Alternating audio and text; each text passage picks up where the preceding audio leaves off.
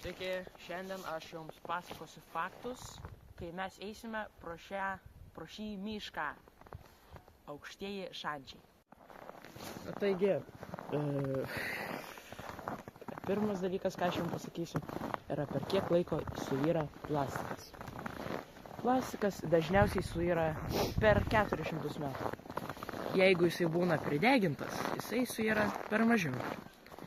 Jeigu plastikas būtų nedeginamas ir būtų švaresnis oras, turėtume daugiau sniego ir klimatas būtų stabilesnis. Antras faktas. Kai deginamas plastikas pakyla į orą, tai nėra, kad tiesiog vienas, koksai dvaro pieno butelys visas pakyla į orą. Ne, jo dalelytės mikroskopinės pakyla į orą ir tada po biškį oro srovėm jis nukeliauja iki maisto fabrikų ir tada patenka į maistą. Tada mes jį suvalgome, tada, vėl viskas prasideda iš naujo.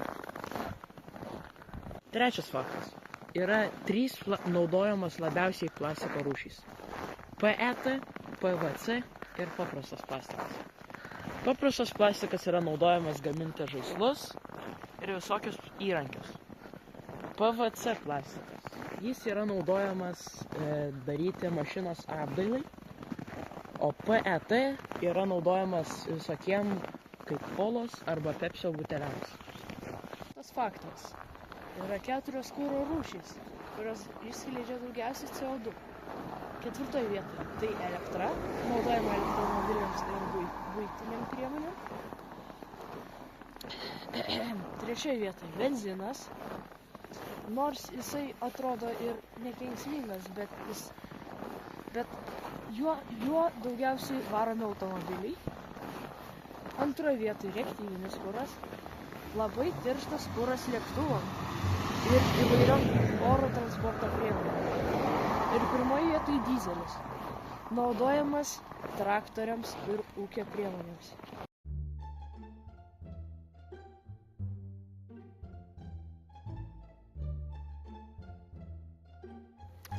3, 2, 1. Sveiki, šiandien aš jums papasakosiu apie, kokį plastiką ar ką.